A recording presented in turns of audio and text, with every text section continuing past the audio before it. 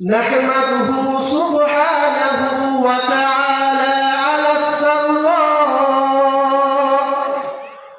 ونستعين به سبحانه وتعالى على الضراء ونسأله سبحانه وتعالى عيش السعداء وموت الشهداء والفوز في القضاء ونشهد أن لا إله إلا الله وحده ليس له أنداد ولا أشباه ولا شركاء خلق السماوات والأرض في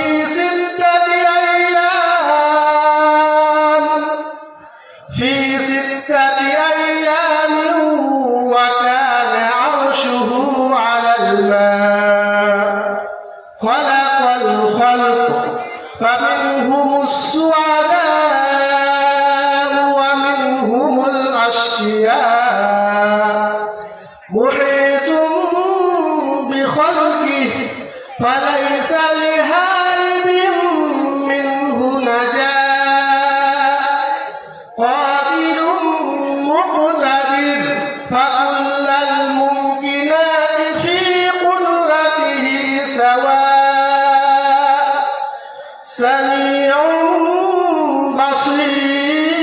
بصير يرى النملة السوداء في الليلة الظلماء ويسمع دبيبها على الصخرة الصماء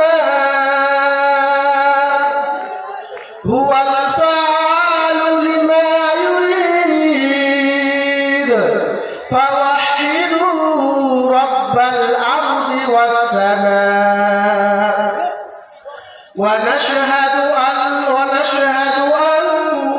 محمدا عبد الله ورسوله سيد البشر أجمعين ورسول رب العالمين فصلوات الله وسلامه عليه وعلى آله الطيبين الطاهرين وعلى أزواجه أمهات المؤمنين وعلى أصحابه والتابعين ومن تبعهم بإحسان إلى يوم الدين وسلم تسليما كثيرا أما بعد قال الله تبارك وتعالى في محكم تنزيله بعد أعوذ بالله من الشيطان الرجيم بسم الله الرحمن الرحيم يا أيها الذين آمنوا لا تتبعوا خطوات الشيطان ومن يتبع خطوات الشيطان فإنه يأمر بالفحشاء والمنكر ولولا فضل الله عليكم ورحمته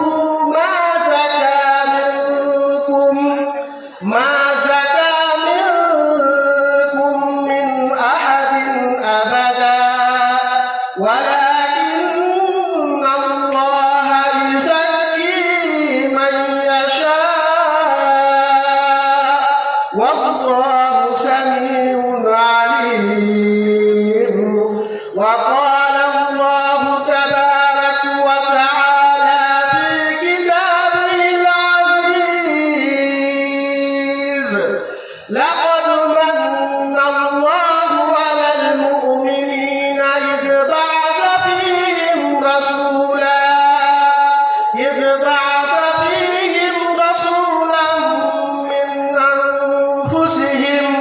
يتلو عليهم آياته ويزكيهم ويعلمهم الكتاب والحكمة وإن كانوا من قبل لفي ضلال مبين.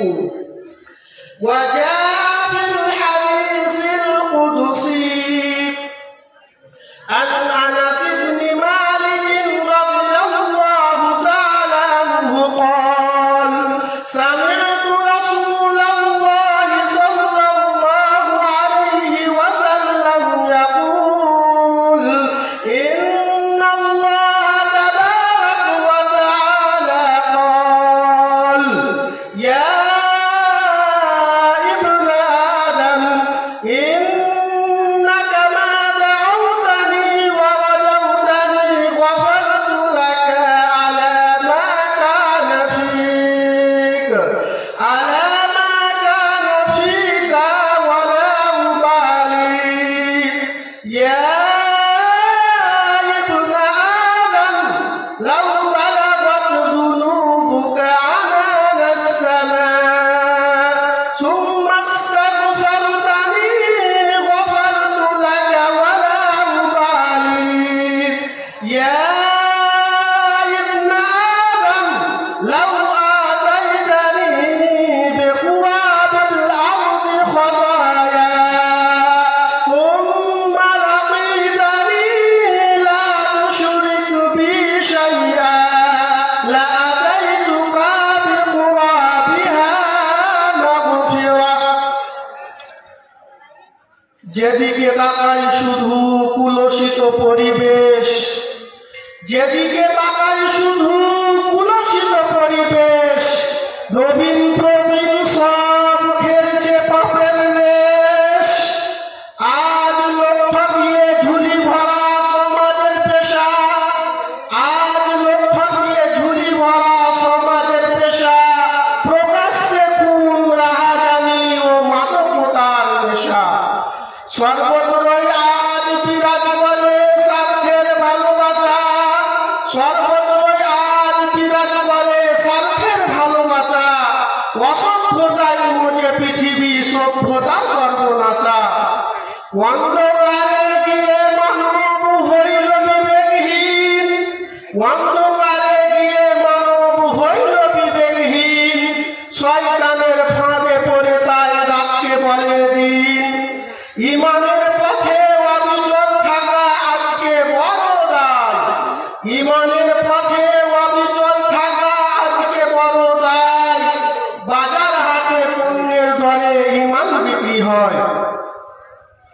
শ্রদ্ধেয় সম্মানিত আজকের এই পবিত্র জালসার যোগ্যতম সভাপতি মহাশয়, মঞ্চে উপবিষ্ট উলামায়ে কেরাম, দূর দূরান্ত থেকে আগত অতিথিবৃন্দ এবং আমার সামনে বসে থাকা সুপ্রিয় দর্শক মন্ডলী, পর্দার আড়ালের মা ও বোনেরা, সমস্ত প্রশংসা, সমস্ত গুণগান একমাত্র মহান রব্বুল আলামিনের জন্য।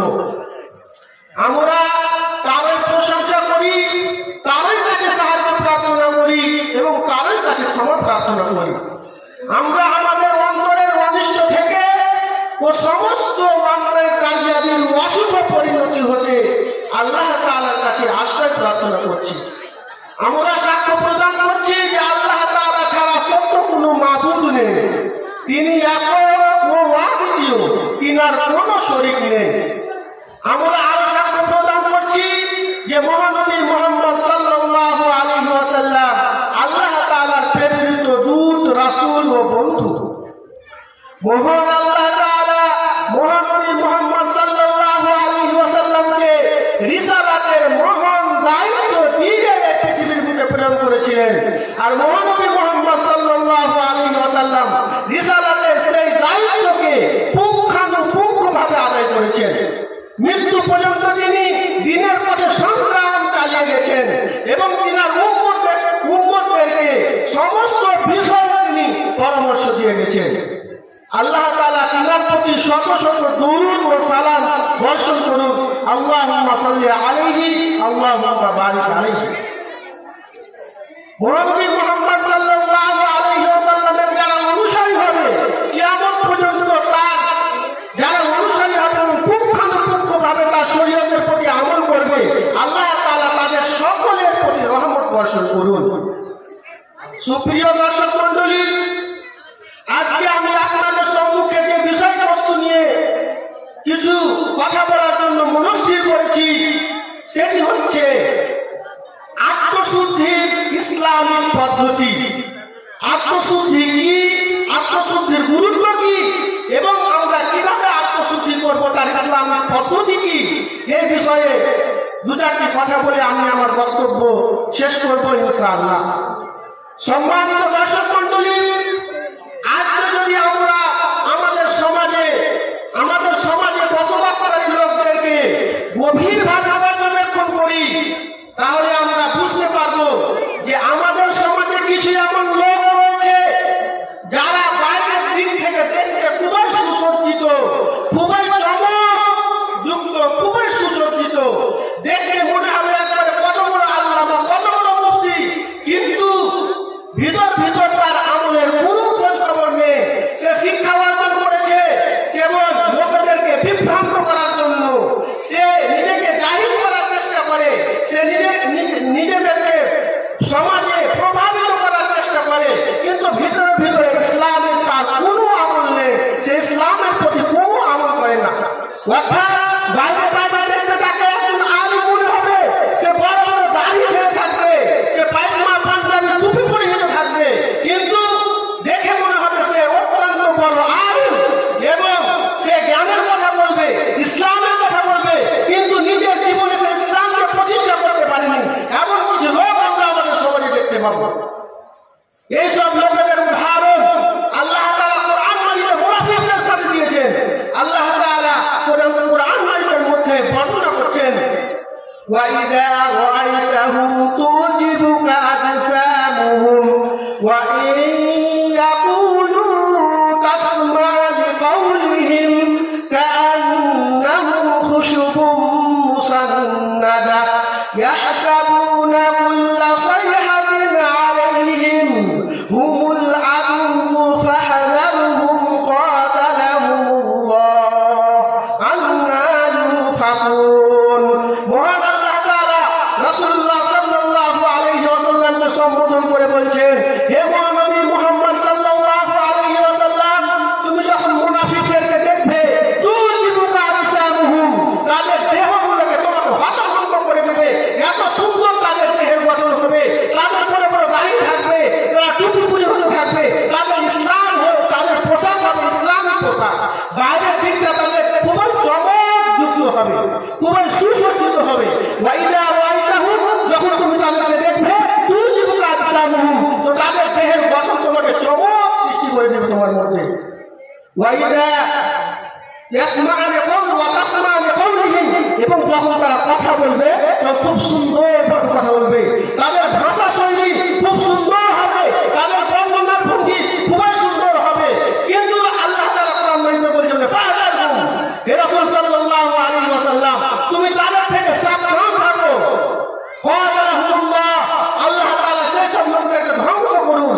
আল্লাহ ইউফাকুন, তারা কোথায় ফিরে যাচ্ছে বিভ্রান্ত হয়ে।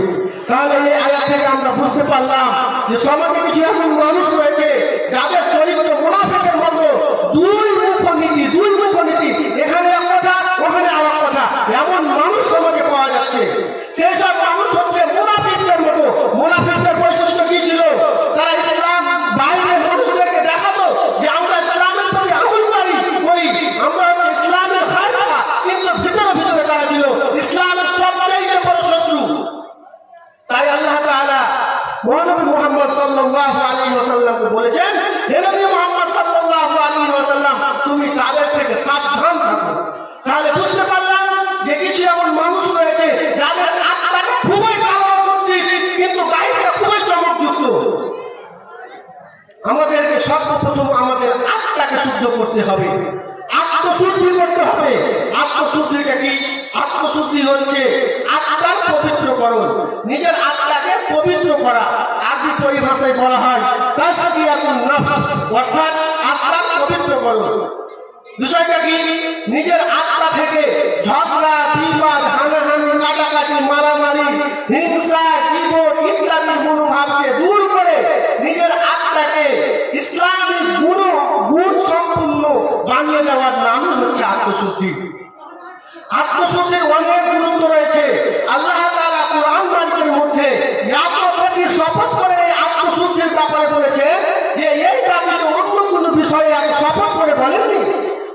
মহান আল্লাহ তাআলা সূরা আশ-শামসের মধ্যে বলেছেন ওয়াশ-শামসি ওয়া দুহাহা ওয়াল কমারি ইযা তালাহা ওয়ান নাহারি ইযা জাল্লাহা ওয়াল লাইলি ইযা ইয়াগশাহা ওয়াস সামাই ওয়া মা বানাহা ওয়াল আরদি ওয়া মা তাহাহা ওয়া নাফসিন ওয়া মা সাওয়াহা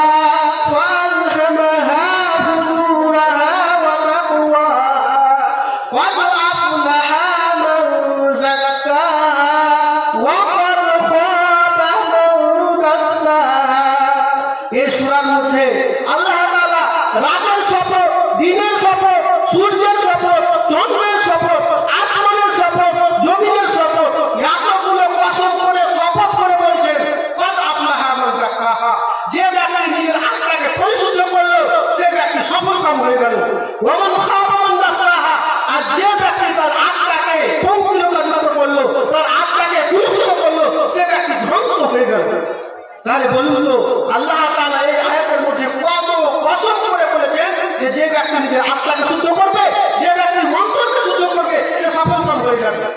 আর আল্লাহ তাআলা কোন বিষয়ে এমনি কি কসম করে বলেন না, যখন সেই জিনিসের গুরুত্ব বুঝতে হবে তখনই আল্লাহ তাআলা একমাত্র কসম করে বলেছেন। তাহলে এখান থেকে আমরা বুঝতে পারলাম নিজেদের আত্মা শুদ্ধি করা, নিজেদের আত্মাকে শুদ্ধ করার কত গুরুত্ব রয়েছে। কুরআন মাজিদের মধ্যে মহানবী মুহাম্মদ সাল্লাল্লাহু আলাইহি ওয়াসাল্লামকে এই পৃথিবীর বুকে প্রেরণ করার কিছু উদ্দেশ্য বর্ণিত হয়েছে। আল্লাহ তাআলা কুরআন মাজিদের মধ্যে বলেছেন লাকাদ মান্নাল্লাহু আলাল মুমিনিনা ইয বা'আসা ফীহিম রাসূলান মিন আনফুসিহিম ইয়াতলু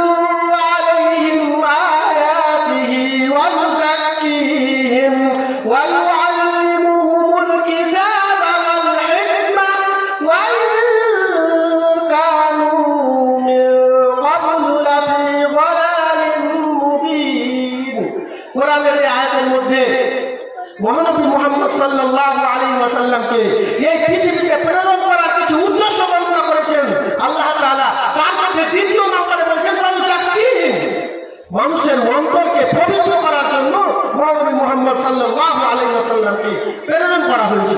তাহলে এখান থেকেও আমরা বুঝতে পারলাম যে নিজের আত্মাকে শুদ্ধ করার কতটা প্রয়োজন রয়েছে। রাসূলুল্লাহ সাল্লাল্লাহু আলাইহি ওয়াসাল্লামকে যে যুগে যে সময়ে রিসালাতের দায়িত্ব দেওয়া হয়েছিল সেই সময় মক্কায় যদি আপনি সেই দৃষ্টিটা যদি আপনি মনে করার চেষ্টা করেন, চতুর্দিকে ঝগড়া, মারামারি, হানাহানি, কাটাকাটি, চতুর্দিকে অন্ধকার, চতুর্দিকে গুনাহ, এমন সময় মহানবী মুহাম্মদ সাল্লাল্লাহু আলাইহি ওয়াসাল্লামকে এই পৃথিবীর বুকে প্রেরণ করা হলো। কিন্তু সেই সময় মহানবী মুহাম্মদ সাল্লাল্লাহু আলাইহি ওয়াসাল্লাম সমস্ত মানব জাতিকে আসল মানুষে পরিণত করেছিলেন কি দিয়ে? ঈমান শক্তি দিয়ে এবং তাদের আত্মাকে শুদ্ধ করে, তাদের অন্তরটাকে পবিত্র করে।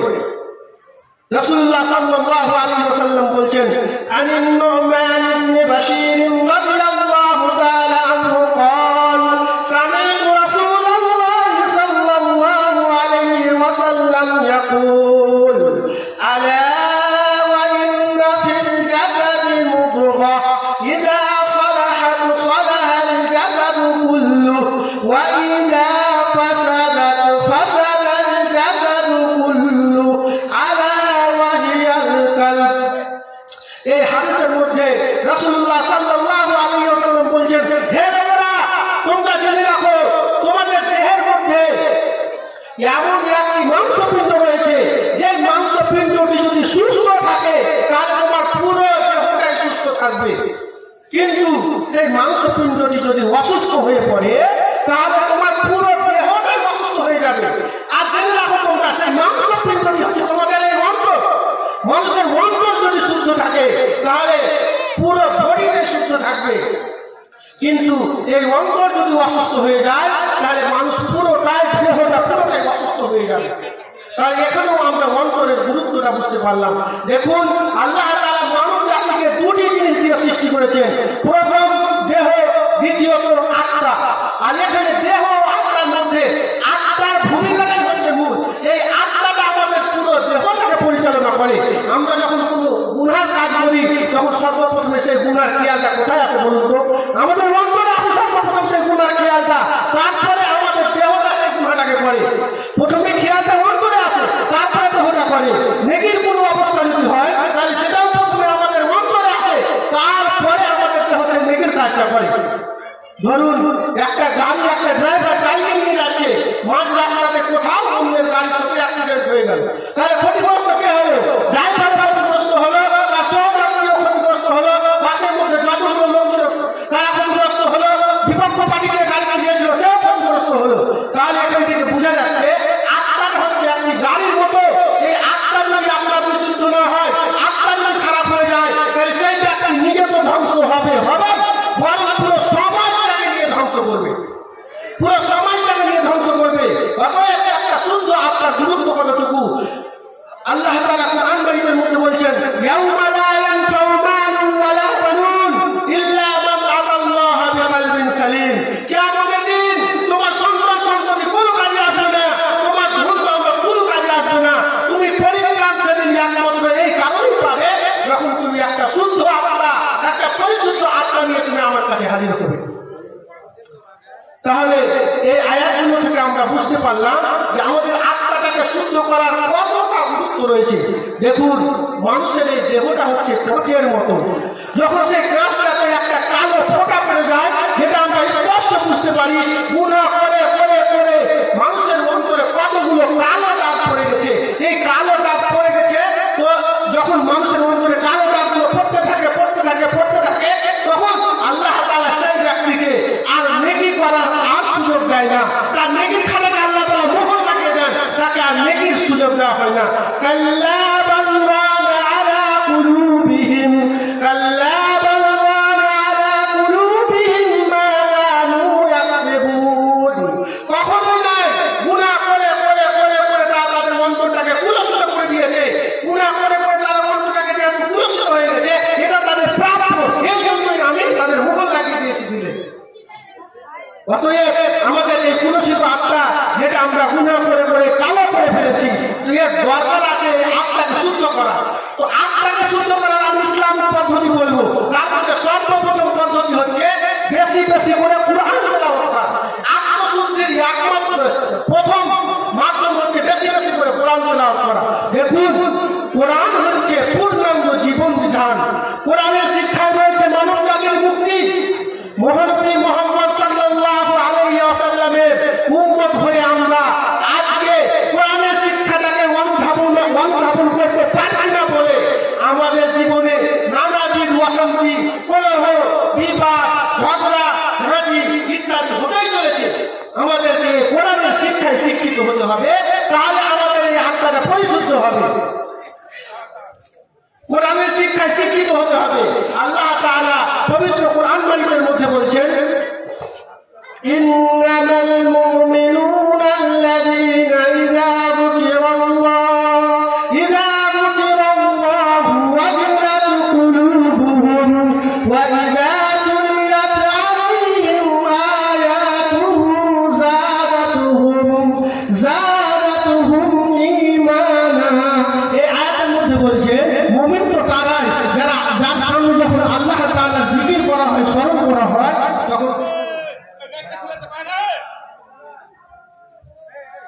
যখন আল্লাহ তাআলার স্মরণ করা হয় তখন তার অন্তরটা কেঁপে ওঠে। তার অন্তরটা কি হয়? কেঁপে ওঠে। যখন কোরআনের তিলাওয়াত করা হয় তখন তার ঈমান বৃদ্ধি হয়। আল্লাহ তাআলা কোরআন মাজিদের মধ্যে বলছেন, আল্লাযীনা আমানু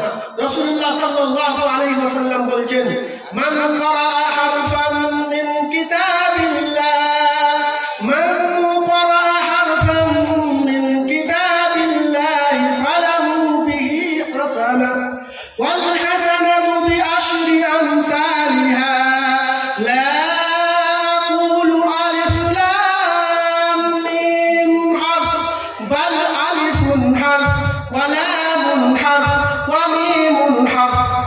রাসূলুল্লাহ সাল্লাল্লাহু আলাইহি ওয়াসাল্লাম এই হাদিসের মধ্যে বলেন, হে লোকেরা, হয় ভাই কোথায় আছে? আপনার মাইকে আওয়াজ করছে, মাইকে ঢোল দেখেন, ঢোল দিয়ে ঘুরিয়ে দেন, মাইকের মুখটা অন্যদিকে করে, এখানে আওয়াজ দাঁড়িয়ে আছে।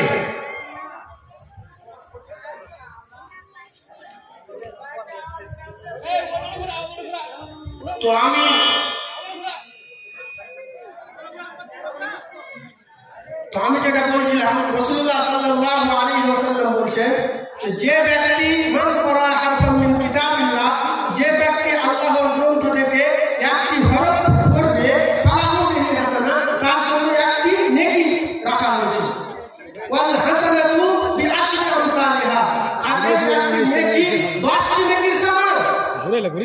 রাসূলুল্লাহ সাল্লাল্লাহু আলাইহি ওয়াসাল্লাম বলছেন যে আমি বলি না যে আলিফ লাম মিম হারফ, মানে এই তিনটা আমি একটা হারফ বলছি না, বরঞ্চ আলিফ একটা হরফ, মিম একটা হরফ, লাম একটা হরফ, এই তিনটা হরফ পড়লে আপনি 30 নেকি পাবেন। এবার বলুন তো যে একটা কোরআনের পৃষ্ঠাতে কতগুলো হরফ রয়েছে? বহু হরফ রয়েছে, কমসে কম 150-200 কম হরফ নেই। তো প্রত্যেকটা হরফে যদি আপনি 10 নেকি করে পান, তার কতগুলো আপনার নেকি করে আপনি নেকি রাখার জায়গা পাবেন। কিন্তু আজকে আমরা কোরআন তো শিখছি না, নিজেদের সন্তানকে কোরআনের শিক্ষা শিক্ষিত করতে পারছি না। আপনি নিজে যেহেতু কোরআন পড়তে শিখেননি, আপনাকে চেষ্টা করা উচিত কোরআন পড়তে শিখা। এখন অনেকেই মনে করে এখন তো আমার বয়স হয়ে গেছে, অন্যের কাছে গিয়ে কোরআন শিখতে আমি লজ্জাবোধ করছি। যদি আপনার এমনটাই হয়, যদি আপনি লজ্জাবোধ করেন, তাহলে মাদ্রাসায় আপনার একটা সন্তানকে দেন কোরআন শেখার জন্য। সেই সন্তানকে যখন আপনার কোরআন শিখবে, তখন সে আপনাকে বাড়িতে গিয়ে শিখাবে, তখন আপনি কোরআন শিখে যাবেন। কিন্তু দেখুন, কোরআন না শিখলে আপনার পরিত্রাণ নেই, কোরআন আপনাকে শিখতেই হবে। রাসূলুল্লাহ সাল্লাল্লাহু আলাইহি ওয়াসাল্লামকে যে কোরআন দিয়ে মহান আল্লাহ তাআলা এই পৃথিবীর বুকে পাঠিয়েছেন, তো কোরআনটা হচ্ছে আমাদের একমাত্র কিতাব। সেই কিতাবকে যদি আমরা মুসলিম হিসেবে বুঝতে না পারি, তাহলে আমরা কি করলাম জীবন? অতএব দুনিয়ার নামাই করুন, আপনি দুনিয়া নামাই করুন, কিন্তু কোরআনের শিক্ষাটাকে আপনার নিজের জীবনে বাস্তবায়ন করুন। তাহলে আত্মশুদ্ধির প্রথম মাধ্যম হচ্ছে কোরআন তিলাওয়াত করা বেশি বেশি। দ্বিতীয়ত বেশি বেশি জিকির আজকার করা, বেশি বেশি তাসবিহ তাহলিল করা। জিকির আজকার হচ্ছে তাসবিহ তাহলিল ইত্যাদির মাধ্যমে আল্লাহ তাআলার গুণাগুণ বর্ণনা করা, আল্লাহ তাআলার প্রশংসা করা। দেখুন জিকিরের কত ফজিলত রয়েছে। আমি 4-5টা জিকির আজকে এখানে বলে যাব, আপনারা বসে বসে পাহাড় নেকি আপনারা অর্জন করতে পারবেন। রাসূলুল্লাহ সাল্লাল্লাহু আলাইহি ওয়াসাল্লাম বলেন, যে ব্যক্তি দিনে 100 বার লা ইলাহা ইল্লাল্লাহু ওয়াহদাহু লা শারীকা লাহু লাহুল মুলকু ওয়া লাহুল হামদু ওয়া হুয়া আলা কুল্লি শাইইন কাদির পড়বে, সেই ব্যক্তি 5টা নেকি পাবে। 5টি নেকি পাবে। প্রথম 10টি গোলাম আযাদ করার সময় নেকি পাবে। দ্বিতীয়ত আল্লাহ তাআলার রাস্তায় 10টি উট কুরবানি করার সময় নেকি পাবে। তৃতীয়ত তার জন্য 100টি নেকি রাখা হবে। চতুর্থত তার 100টি গুনাহকে মিটিয়ে দেওয়া হবে। পঞ্চমত সে পুরো দিনটাকে শয়তানের অনিষ্ট থেকে আল্লাহ তাআলা তাকে আশ্রয় দিয়ে দেবেন। সামান্য একটি দোয়া, কার না দোয়া মুসলিম এই পর্যন্ত আমাদের প্রায় সকলেই আছে। বলেন লা ইলাহা ইল্লাল্লাহু ওয়াহদাহু লা শারীকা লাহু লাহুল মুলকু ওয়া লাহুল হামদু ওয়া হুয়া আলা কুল্লি শাইইন কাদির। এই দোয়াটি যদি আপনি দিনে 100 বার করেন, তাহলে এতগুলো নেকি আপনাকে দেওয়া হবে। আপনাদের মুখে না যদি আমি বলি যে এই হিন্দু কোরআন মাদ্রাসায় জালসা আছে, তো আপনারা আসুন, প্রত্যেকদিন আপনার তা করে দেওয়া হবে। কেউ বাড়িতে বসে থাকবে বলুন তো? কেউ বাড়িতে বসে থাকবে না। এখানে 10টা উট আল্লাহ তাআলার রাস্তায় কুরবানি করার সময় আপনি নেকি পাবেন। 10টা উটের দাম কত বলেন তো? আমরা কি আখিরাতে বিশ্বাস করি না? আমরা কি রাসূলুল্লাহ সাল্লাল্লাহু আলাইহি ওয়াসাল্লামের বাণীতে বিশ্বাস করি না? যদি করে থাকি, তাহলে কেন আমরা একটু আমল করছি না? সকলে প্রতিজ্ঞাবদ্ধ হন, আজকে থেকে আমরা প্রতিদিন এই দোয়া 100 বার করে পড়ব। লা ইলাহা ইল্লাল্লাহু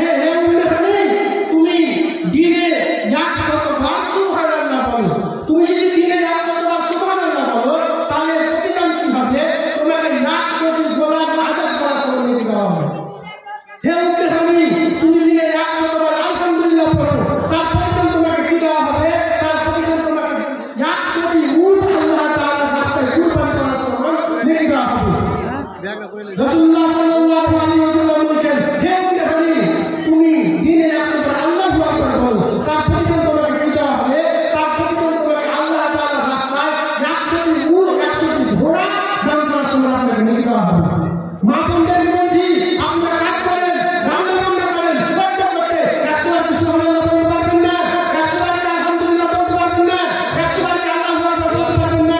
দিনে যদি আপনারা বলতে এগুলো বলেন তাহলে রাতের ঘুরে আপনাদের হয়ে যাবে, রাতের ঘুরে হয়ে যাবে, নেকি রাতের আপনাদের জায়গা হবে না।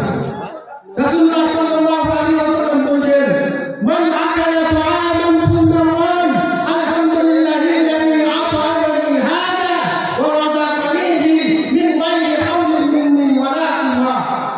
যে ব্যক্তি খাবার আহার গ্রহণ করবে তারপরে এই দোয়াটি বলবে, আলহামদুলিল্লাহিল্লাযী আত'আমানি হাদা ওয়া রাযাকানিহি মিন গায়রি হাওলিন মিন্নি ওয়ালা কুওয়া গুফিরা লাহু মা তাকাদ্দামা মিন যামবিহি। তার পূর্ববর্তী সমস্ত গুনাহকে মাফ করে দেওয়া হবে। হাদিসের মধ্যে এসেছে, কালিমাতানি হাবিবাতানি ইলা রহমান খাফিফাতানি আলা লিসান সাকিলাতানি ফিল মিজান সুবহানাল্লাহি ওয়া বিহামদিহি সুবহানাল্লাহি আযীম। সুবহানাল্লাহি ওয়া বিহামদিহি এবং সুবহানাল্লাহি আযীম এই দুটি শব্দ আল্লাহ তাআলার নিকট অত্যন্ত প্রিয় এবং উচ্চারণেও কি হালকা, কিন্তু কিয়ামতের দিন যখন আপনার নেকি ও গুনাহকে পরিমাপ করা হবে তখন সুবহানাল্লাহি ওয়া বিহামদিহি সুবহানাল্লাহি আযীম এই দুটি বাক্য আপনার নেকি পাল্লাতে ঢুকিয়ে দিয়ে আপনাকে জান্নাতে প্রবেশ করাবে। যদি তাই হয় তাহলে আমরা এর থেকে আমল করব না। তাহলে আত্মশুদ্ধির দ্বিতীয় মাধ্যম হচ্ছে বেশি বেশি জিকির আজকার করা। আমি একটা মাধ্যম বলবো, সময় শেষ হয়ে যাচ্ছে।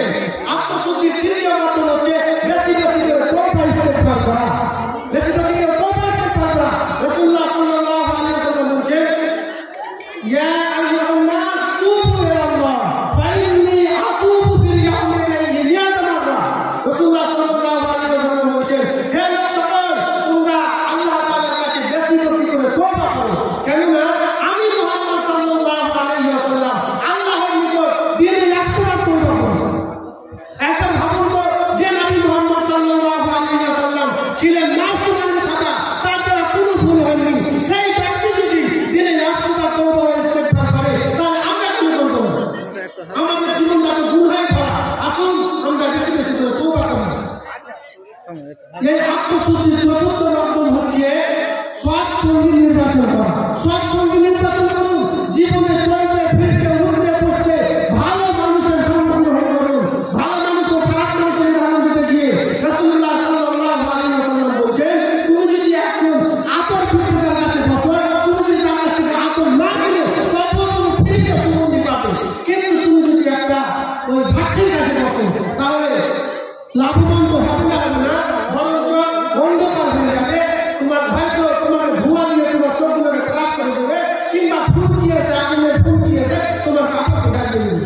তাহলে আত্মশুদ্ধির আরেকটি মাধ্যম হচ্ছে সৎ সঙ্গী নির্বাচন করা। যাই হোক, আমি আপনাদের সম্মুখে আত্মশুদ্ধির ইসলামিক পদ্ধতি নিয়ে কিছুক্ষণ আলোচনা করলাম। আশা করি আপনারা অনেক উপকৃত হবেন। আমি যে দোয়াগুলো আপনাদেরকে শিখিয়ে দিয়ে গেলাম সেই দোয়াগুলো